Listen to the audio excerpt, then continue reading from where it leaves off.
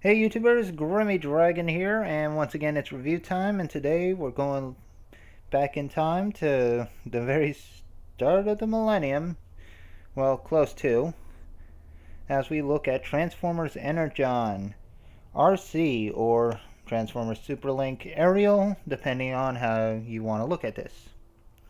But yeah, this is the Hasbro Energon version, so, just expect that. But yeah, they actually took the leader of the Omnicons, and named her Arcee in the US, and in Japan they named her Ariel, who, if you know Transformers, was the name of Alita 1 before she became Alita 1.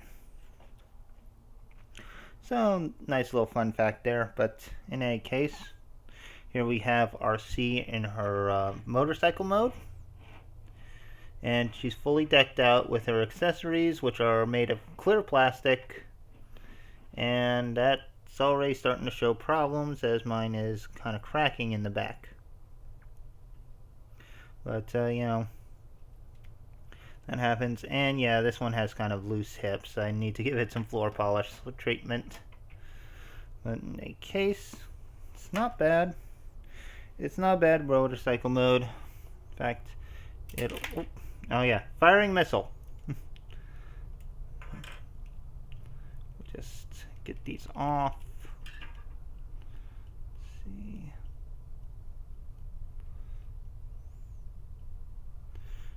No kickstand to speak of, but the side here does have a little... There is a little thing on the side that will help it stand up somewhat. But as you can see, nice little motorcycle. Rolls pretty well. Very compact. Kind of small. Bring in your standard G.I. Joe. Unfortunately, it's a little too small for a 3 3/4 inch figure to ride, given that this is a basic and not a deluxe. I'm okay with that. But yeah, she is a rather small Transformer.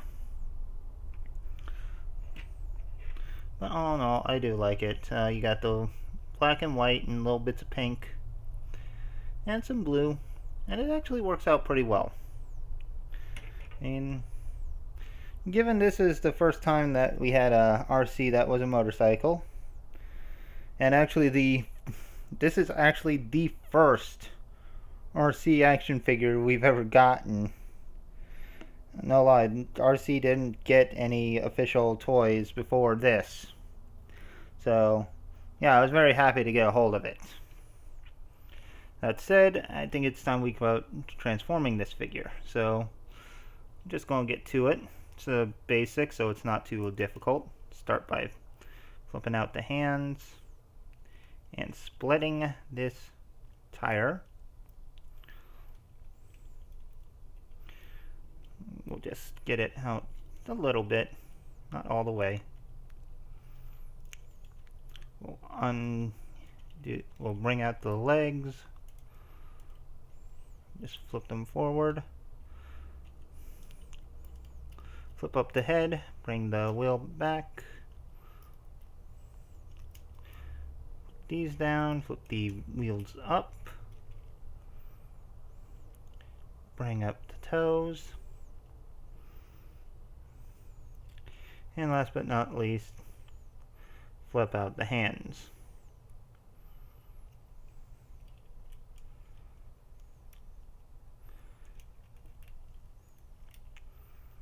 Oh, and yeah, flip that back too. And there we have Arcee in her robot mode. And all in all, she doesn't look bad. You know,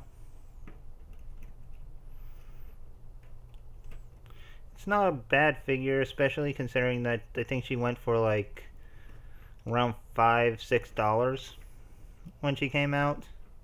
So, cheap figure. I mean, it's okay that it's not perfect. And yeah, this is far from perfect.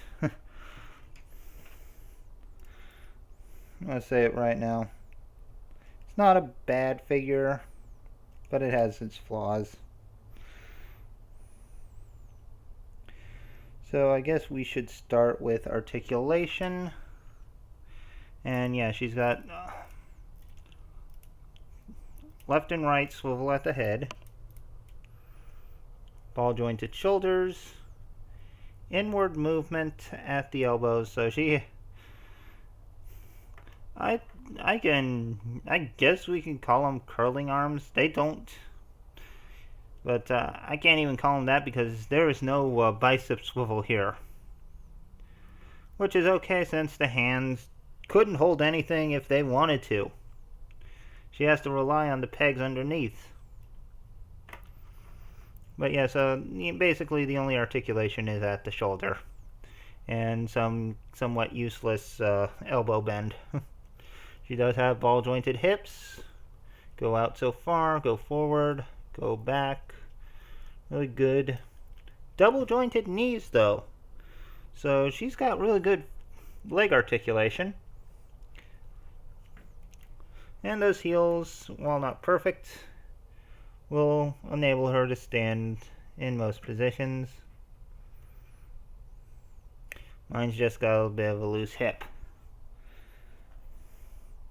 Now for deco, got that pink head that does look kind of like a hybrid between the Ariel head from G1, like on the cartoon, and there's just a teeny bit of Arcee in there.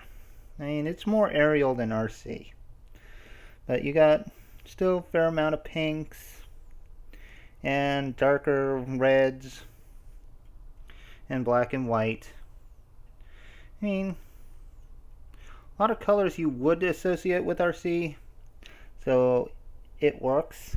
I mean, it does look pretty good. You do have the Autobot badge on the top of the chest, as well as the spark crystal, and you can always put the Energon chip or Energon star right on there, which is pretty cool. Now, what I like to do is think of these exhaust ports as little guns on her arms, so she doesn't really have to rely on the oversized Energon weapon. But I will show that off in a sec. Because, yeah, being an Energon toy, this had this oversized weapon that probably was made more for the deluxes than for her. But she can somewhat use it. So, yeah, all we do is just get her hand out like this, plug it in, like so. You can position the other one to make it look like she's holding a bow and arrow, sorta.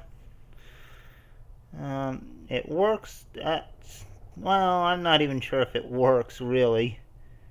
It just looks kind of wonky.